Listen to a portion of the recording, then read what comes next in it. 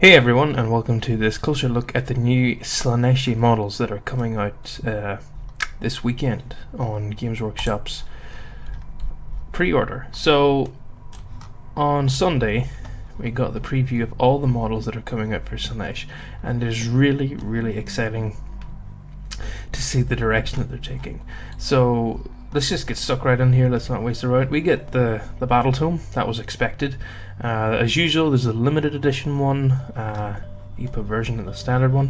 You get the War Scroll cards, and which seems to be like, I don't know, depravity points tokens or command point tokens, different things like that there that make playing the game a little bit easier. Some dice. I'm glad these dice are normal. Previous Games Workshop dice have not been normal. These dice are nice. They're normal enough. I'm not a fan of the marble effect, so I don't think I'll go for these dice. Then after that, we're going for the Lord of Pain, which is the one that you get in the Shadow and Pain box. We'll be able to get him separately, which is really cool. Lovely model. I haven't built mine yet, but I'm really looking forward to get stuck into him. I've started my Slaaneshi Demons, but I haven't started the Mortals yet. Oh, by the way, if you can hear like a rustling sound in the background, it is my child's baby monitor is on because my wife is out at work tonight, so I have to look after kiddo. Then we got this one, which is a shard speaker. So I think by the looks of this is going to be like a wizard type. Spot a wizardry to the compatriots for the safety of the back lines. So we got a nice Slaaneshi Mortal Sorcerer. Essentially what this new Hedonites of Slaanesh book is doing is adding in the option to have an entire army that is just mortals. Then we got the kind of what look like the heavy hitters here. So these are Murmadish Painbringers and Simbarish Twin Souls. So they're nice models. There's sort of like a gladiator theme going on here. Just some really cool sculpts. A little bit of piracy or something with the swords here going on. I'm not quite sure. Duelists maybe. A little bit like that there. I'll be honest, I'm not a fan. I'm not 100% convinced of these models yet. They're a little too Stormcast for me. They're a little too golden. I get that Slaanesh is about excess and everything else, but these are something a little bit different than what I expected. I would prefer these guys, to be perfectly honest with you. I haven't seen any War Scrolls yet. No one's seen any War Scrolls yet, so I don't know how either of these units are going to operate in the battlefield.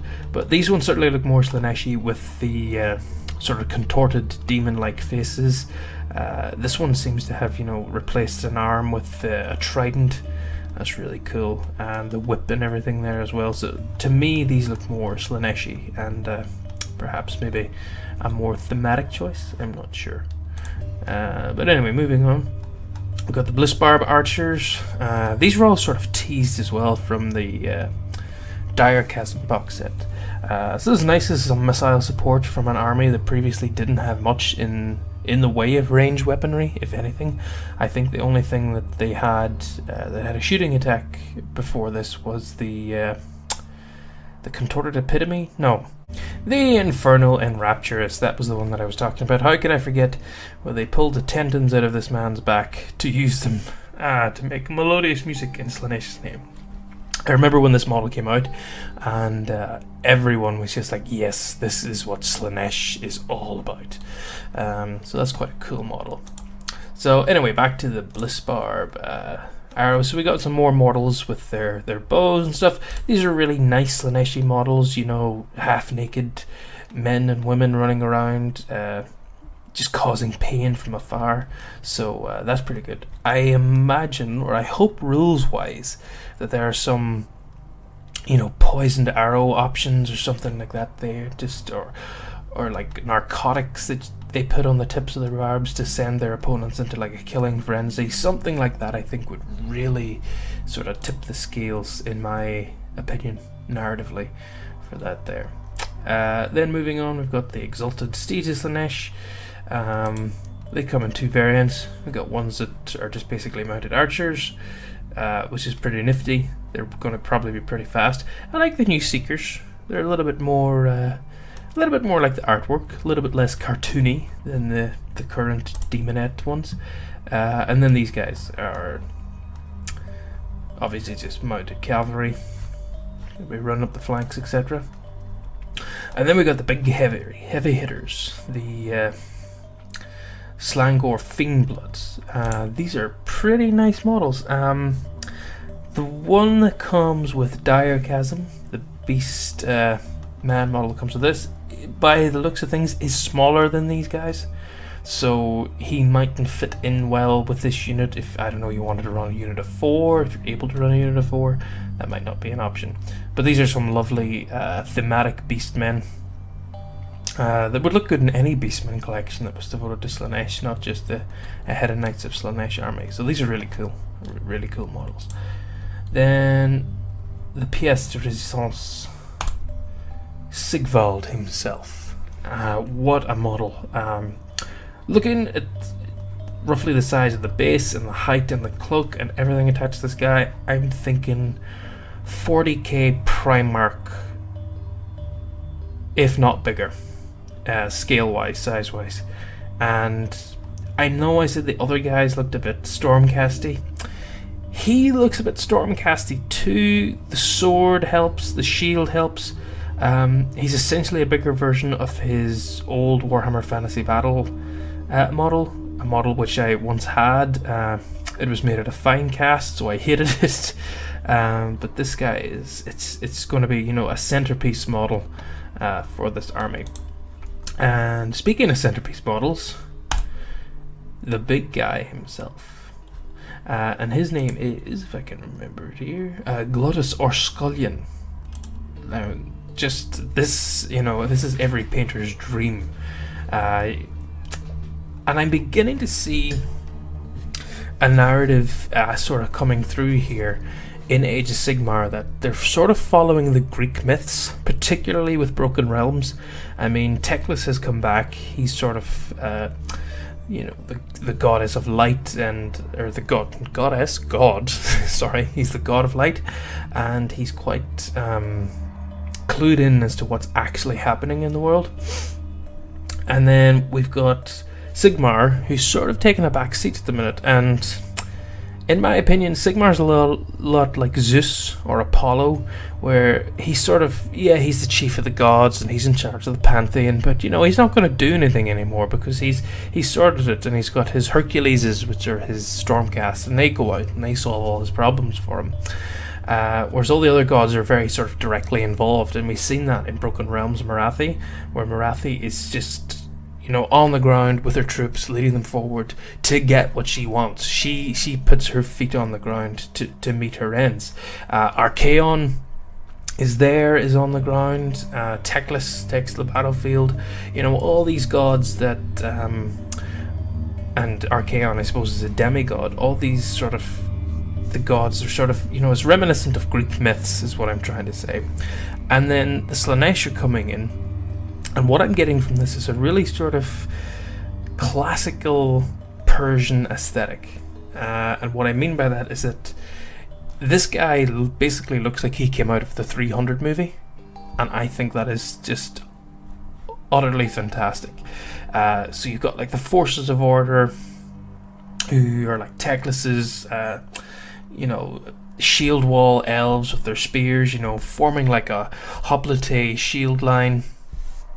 As you know, the Slaaneshi hordes come crashing down on top of them, and then at the same time they have to contend with the serpent in their midst, the Medusa that is Morathi and everything. So there is this sort of Greek aesthetic, classical Greek era aesthetic going on with the different factions, and I just love it. I just think this is just a wonderfully sort of fresh narrative take on these factions and what the Age of Sigmar actually does with them. So that's those guys. We've got some Daughters of Cain as well. They're getting some endless spells, which look really cool. Really bloody, of course, as is good.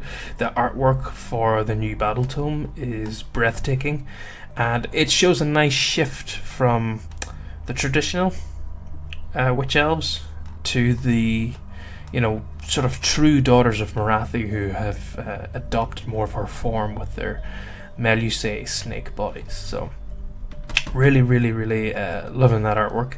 And then we got some dice as well. These are slightly better, a little bit too vibrant for my kind, probably won't go for them. So that's what we have so far for the new models, which are fantastic models. This is Gluttus Arscullion again. It is Gluttus Arscullion, isn't that him? Yeah, Gluttus Arscullion. What a name. What a guy. A breakdown of his model. I think this is going to be every painter's dream. And, all these little details. A halfling here, which I don't think that... I mean, I've seen some people putting up posts on this in different Facebook sites and other things and saying, oh my gosh, we're going to get like a halfling army now for Age of Sigmar. I don't think a halfling army will come. I think we'll get a halfling army injected maybe into Cities of Sigmar, injected maybe into the likes of the Chaos Legions. I don't think that they're going to create a halfling army that the nature of which hasn't been around since I think 5th or 6th edition Warhammer Fantasy Battle, maybe before. So yeah, this guy is just, I mean, he's just worth mentioning again. He is fantastic. And it's just showing you sort of the direction that Games Workshop are taking with their centerpiece models, where they're just adding so much to him. Rules-wise, I'll imagine he will be probably a lot like Krakatos, Catacross, the Mortag Knight. I mean, you can see the similarities. They've got the big scenic base, they've got their attendants around them. So far as I remember, this guy gets better as he degrades. He sort of gets more angry at the start. He's sort of very slow, and then the more he sort of roused to war, the better he gets. And I can see the same thing happening for this guy. The more sort of depraved he gets, the more sort of wounded his followers get, the more sort of fervently they fight, which is sort of a nice thing. And also, I mean, they've done the same in 40k with, is it the Triumph of St. Catherine, which again is Adeptus Sororitas.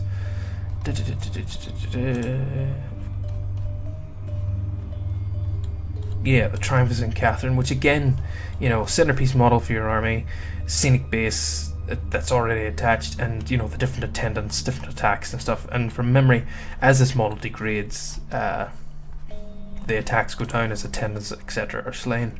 So, I mean, yeah, there's loads of stuff coming out for Slaanesh. Not so much coming out for Daughters of Khaine. So, might be worth seeing if anything does sort of change for them in the new Battle Tome, if they get any more sort of units that they can ally in, etc. But yeah, definitely this is Slaanesh's time, and I'm excited. I'm looking forward to it. I've got about 1,000 points of Slaanesh already, so hopefully some of this new stuff will get me up to that 2,000 point mark, and I'll have a nice fully rounded army to use in battles as it progresses. So thanks for watching, guys. Don't forget to like and subscribe for more content, and yeah, happy wargaming.